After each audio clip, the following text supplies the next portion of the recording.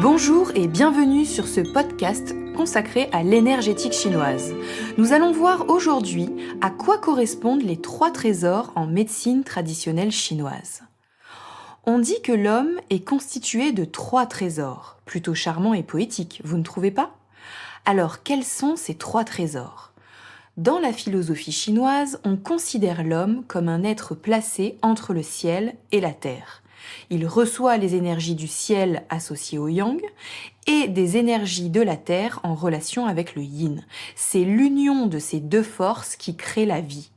Eh bien, les 3 trésors en médecine traditionnelle chinoise sont le reflet dans l'homme de 3 puissances. Une force yang, une force yin et la fusion de ces 2 forces. Rentrons un peu plus dans le vif du sujet. Premier trésor, le shen, c'est-à-dire l'aspect yang chez l'homme. C'est tout ce qui ne se voit pas physiquement. L'esprit, les émotions, la conscience, la spiritualité, c'est-à-dire la partie la plus subtile de l'homme. Tout ça est invisible, mais pourtant personne ne peut nier que nous avons tous des émotions, une conscience, un esprit. Donc le shen est en relation avec notre spiritualité, nos caractéristiques sensorielles, mentales, énergétiques et émotionnelles. À quoi sert le shen en médecine chinoise ? Le shen a pour mission de nous faire accomplir notre mandat céleste, encore un joli terme, à savoir notre mission de vie. Il permet aussi d'accumuler et d'ordonner le résultat d'expériences vécues pour mieux s'adapter au monde et surtout éviter de retomber dans nos travers, si vous voyez ce que je veux dire. Le shen vise à mieux communiquer avec le monde extérieur et notamment grâce à nos 5 sens. C'est en cela que les organes des sens sont des outils pour le shen, une manière de s'informer du monde, d'avoir des intuitions. Je vous parlais d'émotions, car bien sûr le shen représente notre fonctionnement émotionnel, notre vie affective et les sentiments que nous éprouvons.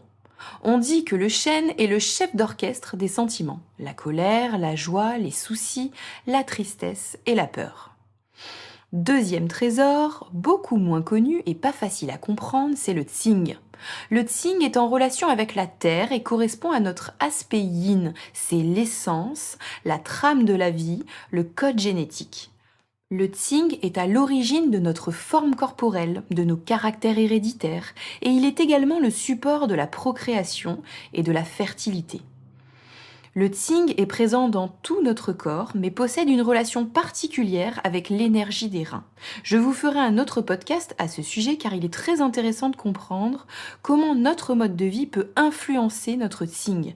On a le tsing inné, celui que l'on reçoit à la naissance, mais il y a aussi le tsing acquis, celui qui se cultive quotidiennement grâce à notre hygiène de vie. Troisième trésor et dernier trésor, le qi, l'énergie qi. Le qi correspond au souffle de la vie, à tout ce qui anime les manifestations de l'univers. C'est l'union du yin et du yang. C'est par la confrontation du yin et du yang qu'il y a impulsion, transformation, mouvement. Tout est qi, car rien n'est permanent dans la vie. Dans les écrits chinois, on considère qu'il y a différents types de qi, mais nous n'allons pas entrer aujourd'hui dans trop de détails. En médecine chinoise, on dit que le qi sert à mobiliser, activer toutes les transformations dans le corps, qu'il permet de transporter tous les éléments essentiels dans l'ensemble des cellules du corps, qu'il permet de protéger, de défendre le corps des maladies, mais aussi de réchauffer le corps. Ces 3 trésors ne fonctionnent pas de manière isolée, bien au contraire. Le shen, le tsing et le qi sont en interaction permanente.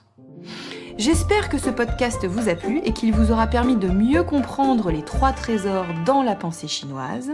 N'hésitez pas à partager, à vous abonner à mon compte Instagram qui s'appelle énergétique-chinoise-Nice et bien sûr à me contacter si vous voulez en savoir plus à ce sujet.